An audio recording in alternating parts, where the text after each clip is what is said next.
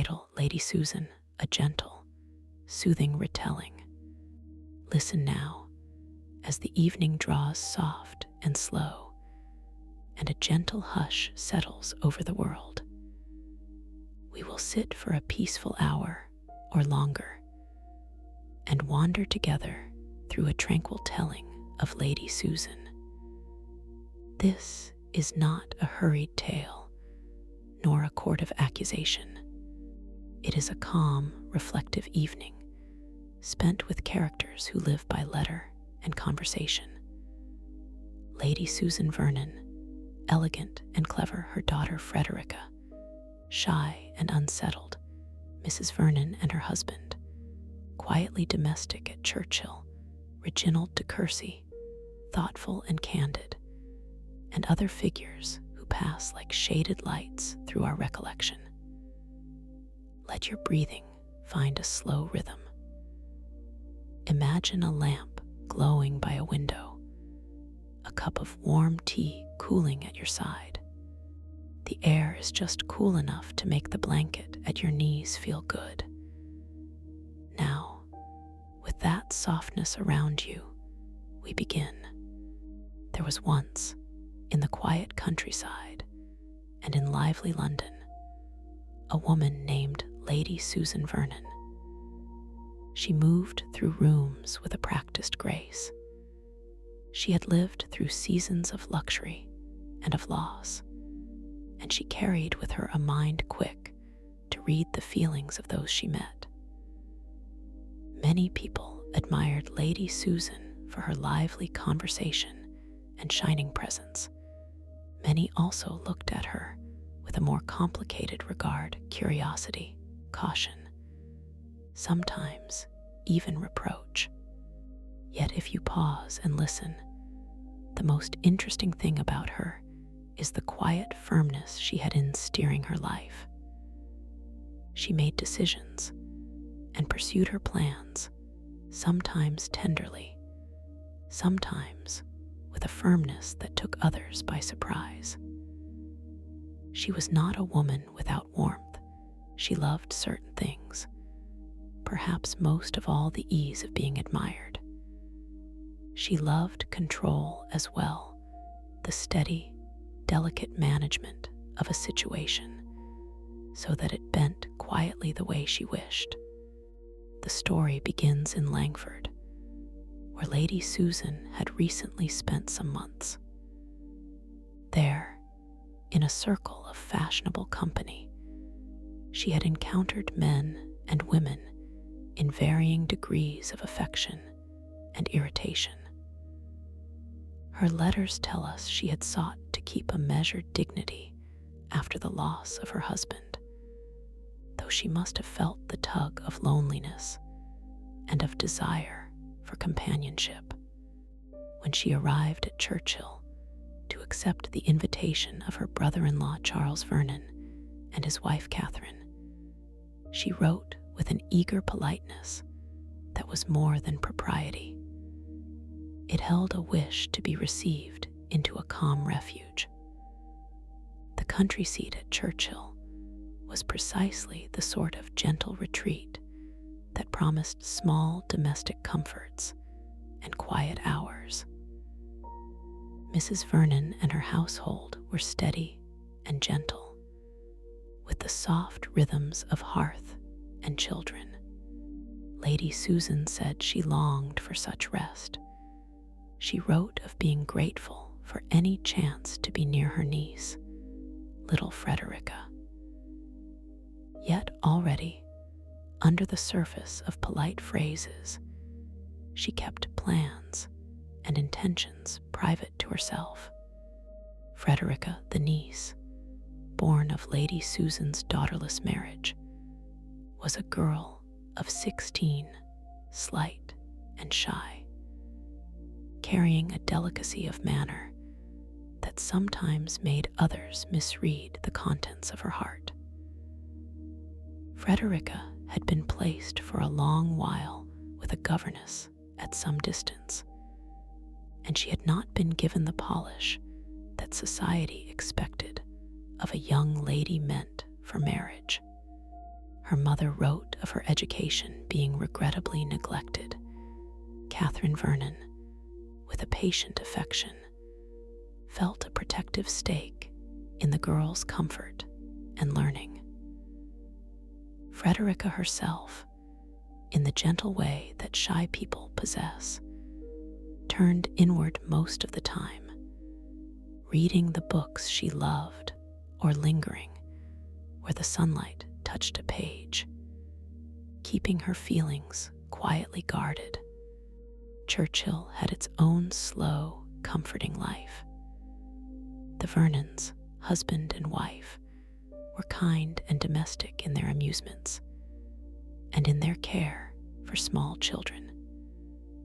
Their rooms held the late afternoon shadows of a winter sun.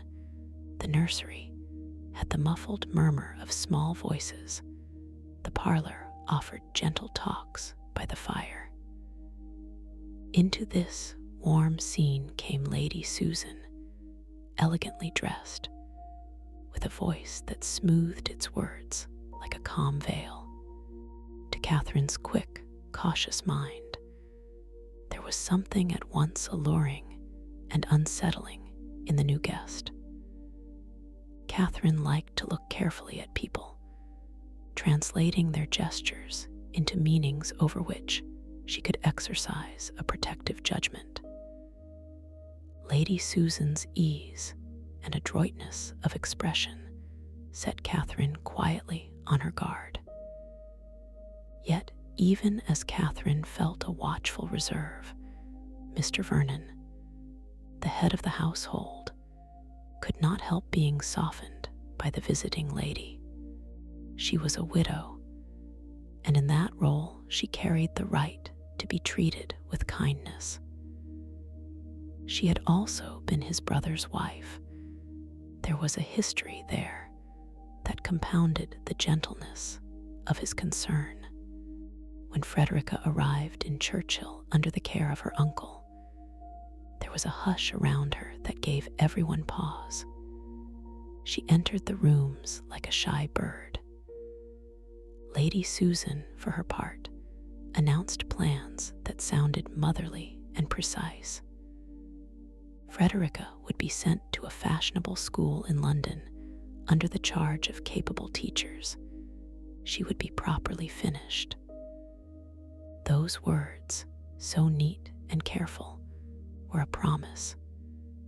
Frederica would be polished, brought into society as befitted her station. Yet behind them, Lady Susan had other designs. She brushed some schemes aside in letters to her dear confidante, Mrs. Johnson, for whom all things were a kind of bright exchangeable currency. Alliance, amusement, connection. Lady Susan wanted a match for her daughter that would be tasteful and profitable, but she also wanted for herself the admiration and the freedom of a life that would continue to hold interest and company.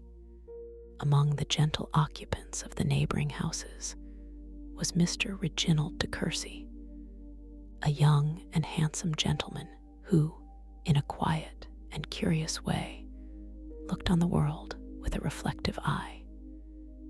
He was the kind of person who loved conversation and found pleasure in the sensitive exchange of ideas.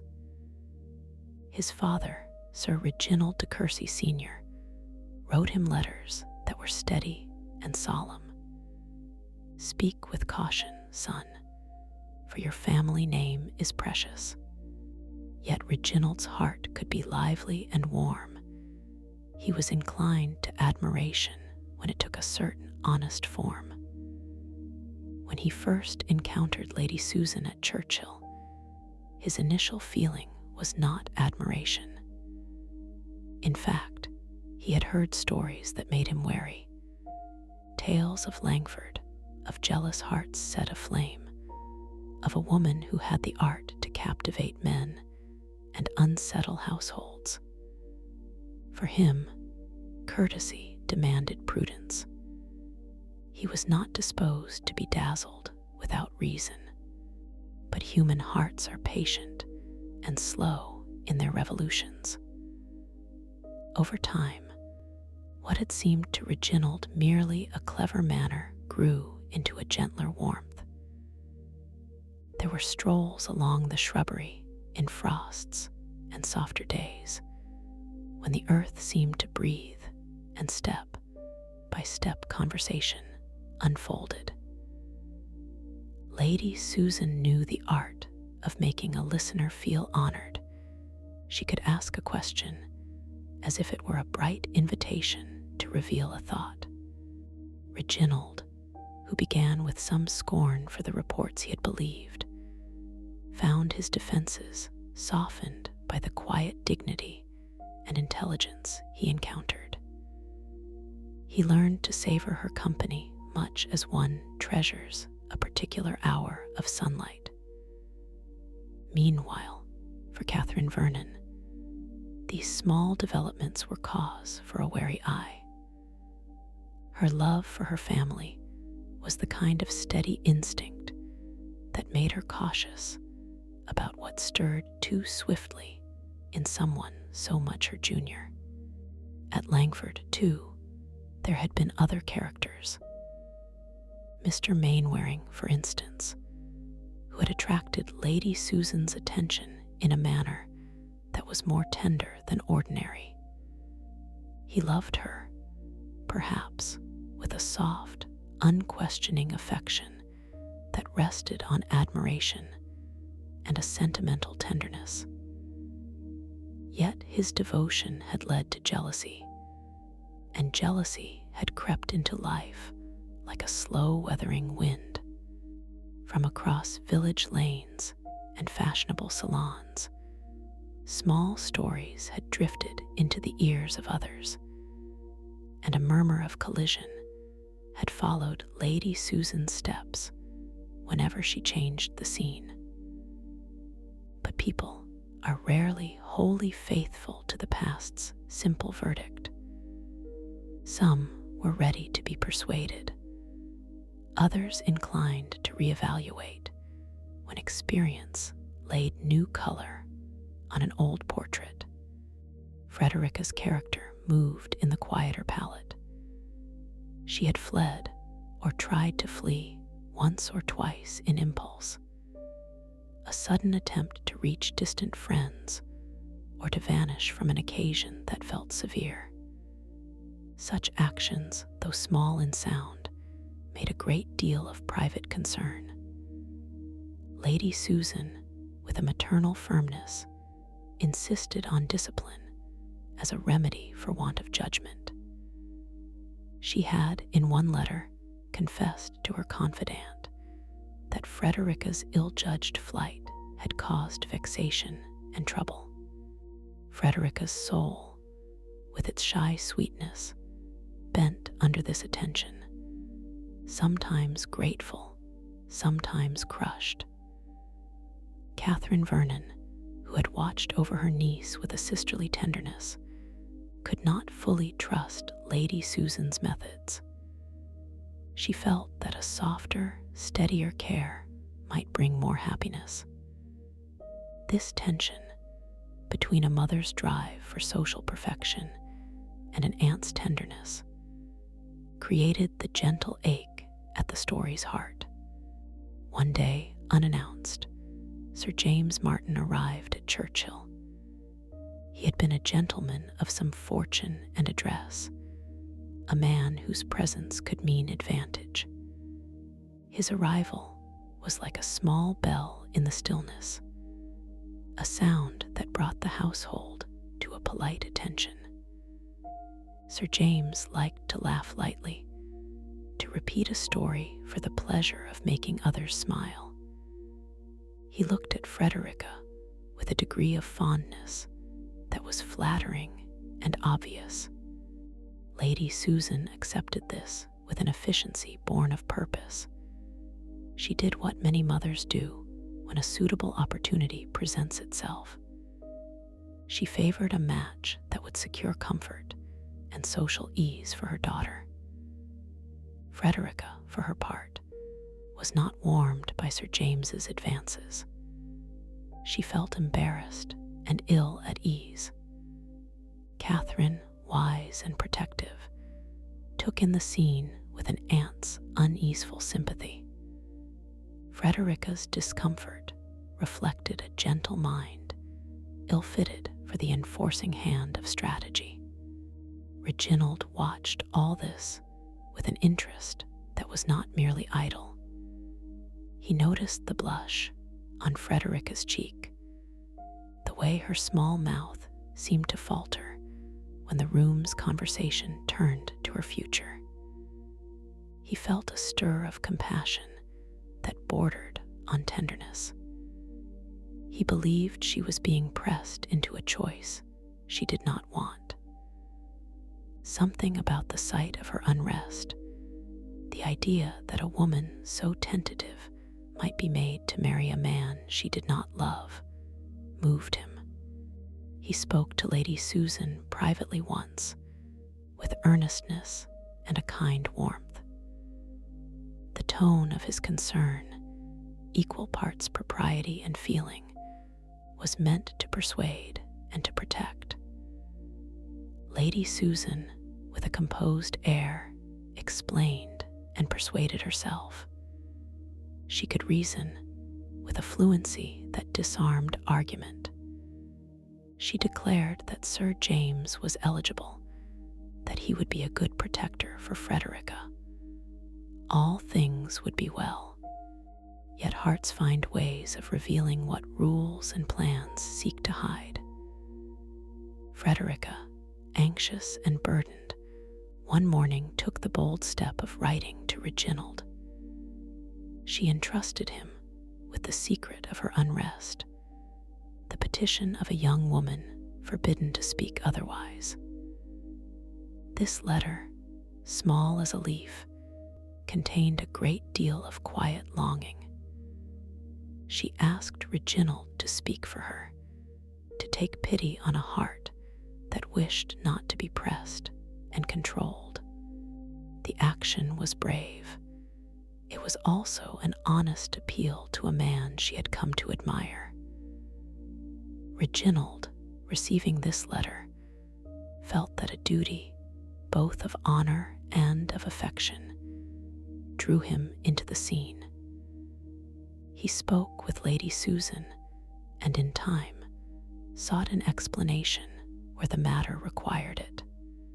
A quarrel followed the kind that begins in misunderstanding and grows from the ferment of jealous feelings, pride, and wounded sensibilities. Reginald's heat and Lady Susan's cool firmness collided. Words were exchanged, and for a time the household felt the tremor of offended hearts. At first, Reginald believed himself in the right. His compassion had been rightly roused. He felt that Lady Susan had permitted Sir James to offer his hand to Frederica, and that she had conspired to impose an unwanted husband. Lady Susan, however, had her own account. She argued that Frederica had been treated with the utmost prudence, and that she had only wished her daughter's well-being. The quarrel, for all its sharp words, did not remain spiteful for long. Lady Susan, with the art of conciliating, contrived to reconcile with Reginald. Her manner smoothed his anger. Her soft voice worked upon his tenderness. Before long, reconciliation was made, and the temporary storm fell away like a quick shower. Yet from this exchange, there came a new current. With the storm abating, the parties formed a different understanding of one another. Reginald saw Lady Susan's ability to convince and to manage. Lady Susan saw his heart susceptible to tenderness, and to being pleased. How curious it is that the very qualities that produce friction for one person can produce attraction for another. Reginald was drawn, in a way, to Lady Susan's lively mind and her polished conversation, and though his father wrote to him in a voice of grave caution, urging him to preserve the family's dignity and to consider his obligations, the stir in Reginald's spirit had already been set. Yet he promised his father, a man whose quiet dignity sat like a small stone of gravity in the world, that he would not be hasty. He would not choose rashly. For a while, then, the future hung poised between practical counsel and a delicate tenderness. Into London, meanwhile, moved the household's quiet intrigues. Lady Susan, ever watchful, took lodgings in Upper Seymour Street, in rooms suited to her refined taste. She wrote in lighter, brighter tones to her friend Mrs. Johnson, telling of Mainwaring's presence in the city and of the currents of affection that ran between them. Mainwaring was a man who had been devoted to Lady Susan earlier, and his presence brought with it soft memories and the temptation of old tenderness. Lady Susan, with warmth, appreciated his company and considered the various prospects of her heart. She was not a woman in a hurry to commit, and even as she enjoyed the admiration of another, she kept a sensible, refined distance. The city, too, offered its own chances and diversions. Society, friends, a stage upon which to display a practiced charm. There is a gentleness that spreads like twilight over much of this tale. It is the consolation of friends who speak frankly and yet tenderly. Mrs. Johnson and Lady Susan exchanged letters that shimmered with confidences. The readers of those letters, ourselves included, begin to feel a pattern of domestic maneuverings take shape. We are not here to pronounce judgment, but rather to notice, with a steady curiosity, the way people shape themselves and one another. Reginald, for instance, after some uncertainty and storm, stopped at a hotel in London. He wrote to Lady Susan with the kind of finality that sometimes follows a soul's revelation. He informed her that the story of Langford, the whispered past, had been recounted to him in clearer detail by Mrs. Mainwaring. The old rumors were revived, and Reginald, stunned, wrote a simple farewell. He felt that the light of his regard for Lady Susan had been dimmed by truths he could not ignore. Yet Lady Susan's reply to him was not a pleading of despair. It was composed, an appeal to reason, asking for opportunity and a fair explanation. In those lines, both grief and a soft dignity were present. Reginald, however, in his heart, felt he must obey his father and the voice of caution. Perhaps he feared what a union with someone of Lady Susan's reputation might mean for his own quiet life. He paced between the counsel of his elders and the stirrings of his own feeling for Lady Susan, as a person walks down a path when evening clouds rise. Parts of the way glow with gold while others are shaded. In the end, he wrote to her, making a clean and final break. To his credit, there was no deep malice in his farewell, simply the decided step of a young man who had been warned by those he loved and who chose to guard his family's name. When he left, Lady Susan, rather than falling apart in tragedy, took to her pens and friends. She wrote of being satisfied with the prudence of his decision. Perhaps she adopted stoicism so that her own dignity might not be marred by visible despair. In social letters, she expressed a calm that hid the quieter ache of disappointment. Mrs. Johnson found herself in a twinge of rue, for the connection that had been pleasant enough, drawing out city amusements, must now be faced with the quiet separation that friend and lover require. And thus, a subtle change crept into the pattern of relations. Some people moved apart without rancor. Others turned their attention inwards to personal schemes and social placements. Through it all, Frederica's life remained a tender concern for those who watched her. Lady Susan, who had earlier contrived with convincing argument to secure a match between her daughter and Sir James, decided at last to execute this plan in earnest. She brought Frederica to London for progress with masters and finished instruction. Yet her letters to Mrs. Johnson show a woman comfortable with her own will. She had structured the marriage for Frederica in a way that would place the girl in a stable household.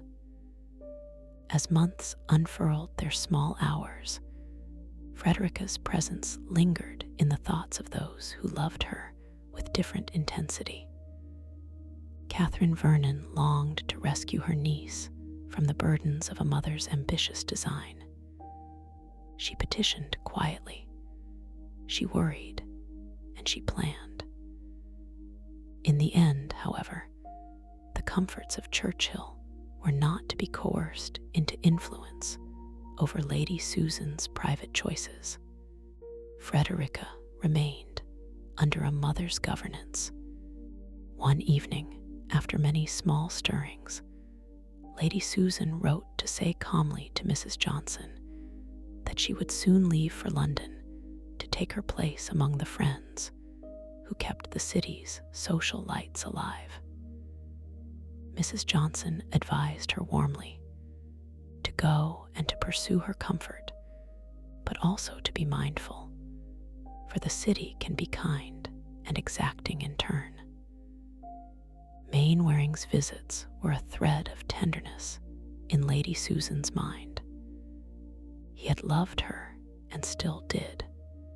Sometimes, in the shadowed attitudes of two people who had weathered tender storms, there was the possibility of something steadier. Sometimes, their affection remained the warm residue of a memory, a soft item that both enjoyed without committing to circumstance. While the city life stirs and quiet reconciliations are made, let us imagine the calm of the countryside where Catherine sits by her little fire and sips a cup of tea. She puzzles over letters and visits and is always guided by a deep care for the comfort of those close to her. She knows that people are capable of complex motives. She follows the faint tracks they leave like a pilgrim, reading a map at dusk. Her brother-in-law Charles, mild and generous, allows people time, for that is a gift he loves to give. He believes that time can smooth rough edges and restore an evenness of mind. He tends his hearth, measures his words, and offers that calm to others. And so the pieces of the household remain. Lady Susan, clever and composed, arranging her life with a blend of ambition and grace, Reginald, moved and then withdrawn, following the steady guidance of his parents and his conscience. Frederica, delicate and unsure, caught between the wills of her mother and the gentle protection of Catherine, Sir James, who loved with an approving and simple heart Mrs. Johnson, a friend who exchanges lively, conspiratorial notes that brighten the hours.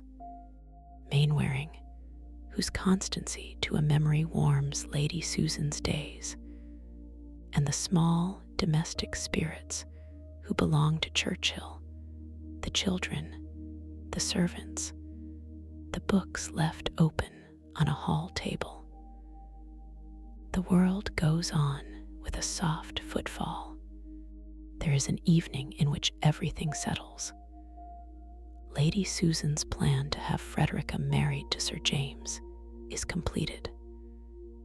Frederica, perhaps with a trembling heart, but soon with a quiet enough acceptance, takes her place among the comforts of a settled home. She grows more composed with time, gentle ties forming in the small courtesies of married life.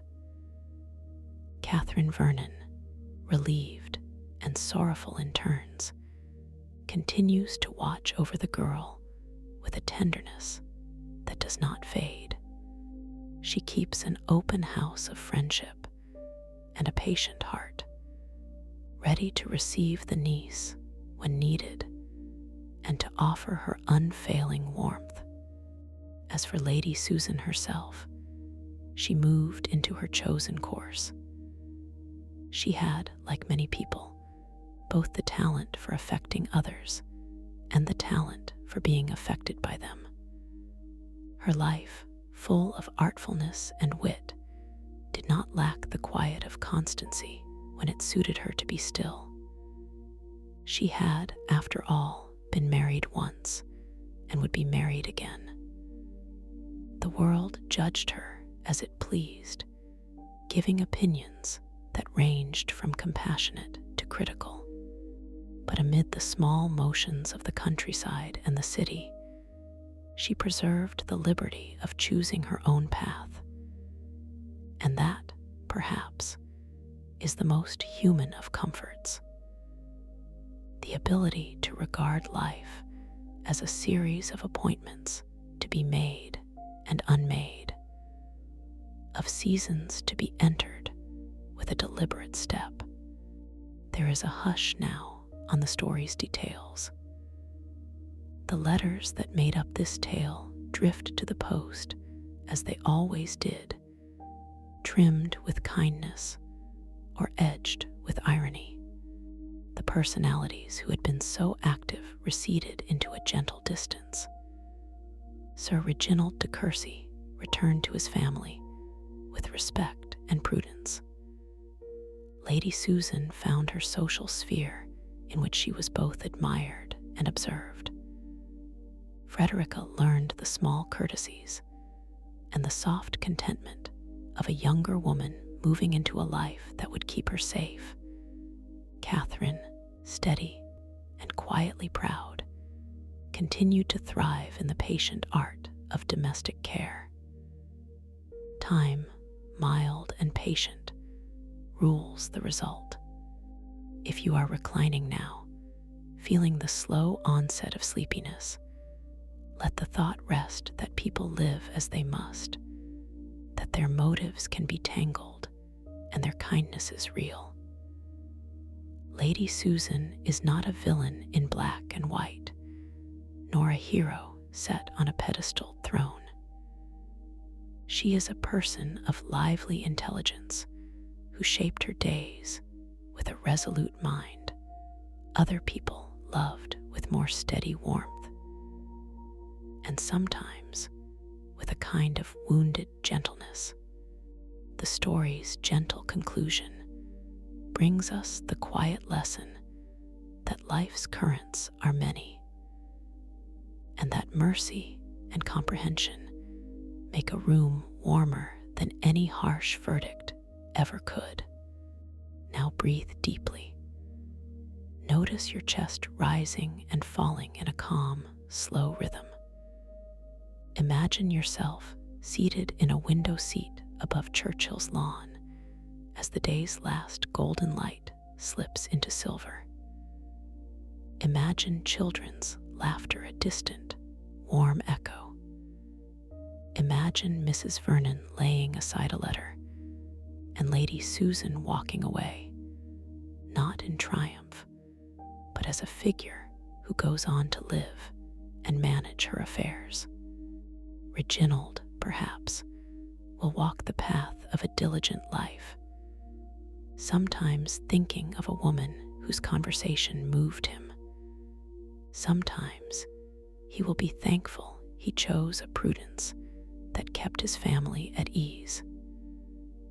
And Frederica, she will grow into her gentle days with kindness and the small, steady happiness of one who learns how to set her own heart right. Let your eyes grow heavy as the room dims in your mind. Think of the lamp as a small sun that slowly dwindles to candle. The pages of the letters close like a book placed on a shelf. The world grows softer. Let night's gentle tide carry you inward. If your thoughts drift to the characters of our quiet tale, let them do so without any restlessness. Picture them in a warm room, in a quiet city street after rain, or in the hush of country windows where fires glow steadily. In each of their lives, there is enough kindness and enough human frailty to make them lovely and comprehensible. Know that all is well for now. When you wake, the day will be new and fresh, and there will be time to place judgments at a distance. For this moment, let your mind savor the calm of the night and the human truth that people arrange their lives as best they can. Imagine the last page turned gently closed. Imagine the house quiet as snow and your breath a soft bell in the night. Rest now. Sleep well. The story will live with you in a gentle afterglow, like the warmth of a lantern left burning on a porch after guests have gone. Good night.